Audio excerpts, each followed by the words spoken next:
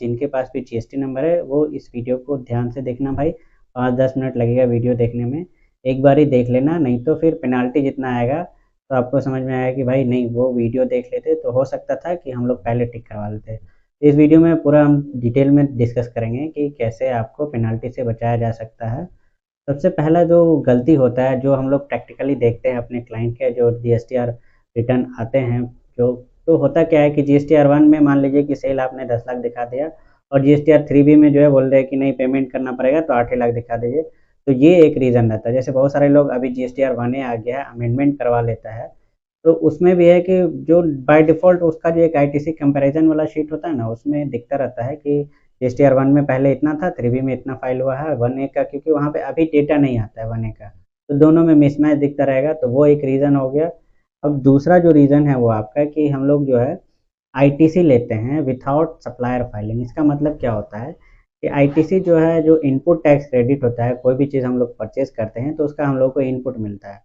तो उसमें हो क्या रहा है कि बिना फाइलिंग के, जैसे सप्लायर ने आपका बिल चढ़ाया ही नहीं, फिर भी आप आईटीसी लेने के लिए आए, ऐसे तो आपको वहाँ पे बाय डिफ़ॉल्ट रेट हो जाता है, बट एडिट करके लोग डाल देते हैं कि हम लोग को जो है आईटीसी लेना है। तो देखो आईटीसी जो है बिल है तो आपका राइट नहीं होता है कि आपको आईटीसी मिल जाएगा। वो कंडीशनल होता है, जो रूल जो सेक्शन है 16 1 2 3 4 उसका जो कंडीशन है वो जब तक फुलफिल नहीं होगा जीएसटी का, तब तक आपको आईटीसी नहीं मिलेगा। तो इस चीज़ को ध्यान रखेंगे, तभी आईटीसी क्लेम करवाएंगे। बोकस आईटीसी क्लेम करवाने पर ही आपको नोटिस और पेनल्टी जो है वो आती है। उसके बाद है कैश सेल। देखो होता क्या है कि जनरली आप कोई भी बिजनेस करके देखो, कोई भी बिजनेस आप करते हो तो ऐसा तो नहीं है कि आपको कस्टमर सेल नहीं होगा, बी टू सी कुछ ना कुछ तो सेल होगा। बहुत सारे जीएसटी फाइल होते हैं सिर्फ बी टू बी में डील कर रहे हैं, क्योंकि ये एक्सेप्शनल केस में हो सकता है कि हम लोग सिर्फ बिजनेस टू बिजनेस काम कर रहे हैं।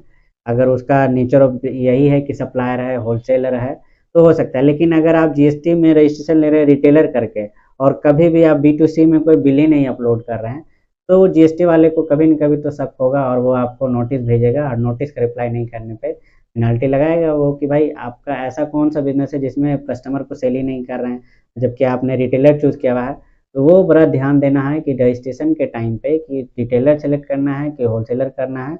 ये चीज़ आप अपने कंसल्टेंट से एक बार ज़रूर चेक करवा लीजिएगा, ठीक है। उसके अलावा जो है लेट फाइलिंग पे जो साइलेंट पेनल्टी है वो सबको पता है, ये तो कॉमन है कि भाई लेट फाइल कराएंगे तो फाइन लग ही रहा है, उसी को साइलेंट पेनल्टी बोलते हैं, लेट फी जो बोलते हैं।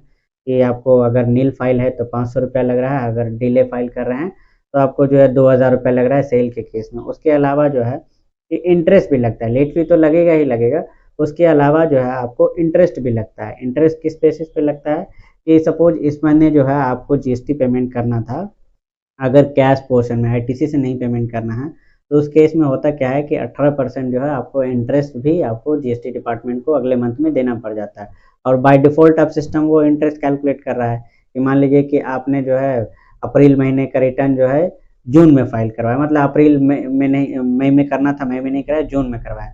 तो जो 1 महीने का जो इंटरेस्ट है वो आपको जुलाई वाले रिटर्न में वो आपसे बाय और डिफ़ॉल्ट वो कैलकुलेट करके ले लेता है। मतलब जुलाई में जो रिटर्न फाइल करेंगे जून का या मई का, तो उसमें ले लेगा, ठीक है। तो वो इंटरेस्ट का पार्ट हो गया। तो यहाँ पर एक रजिस्ट्रेशन वाला रिस्क देख रहे हैं कि रजिस्ट्रेशन वाला रिस्क मैंने क्या लिखा है कि रजिस्ट्रेशन का रिस्क वो है कि आपको पेनल्टी कब आएगा। सपोज आपने बैंक में बहुत सारा पैसा ले लिया है जो कि आपकी जीएसटी लिमिट को क्रॉस करता है, आपका बिजनेस जीएसटी लिमिट को क्रॉस कर गया। अगर गलती से भी जीएसटी वाले को पता चल गया ना, तो भैया वो क्या करेगा, आपको नोटिस भेजेगा और आपका ज़बरदस्ती रजिस्ट्रेशन भी कर देगा। और उसके अलावा आपको, अगर आप रजिस्ट्रेशन उस टाइम पे नहीं लेते हैं, जैसे रजिस्ट्रेशन तो कर ही देगा, कंप्लाइंस नहीं करेंगे तो फिर पेनल्टी भरेगा।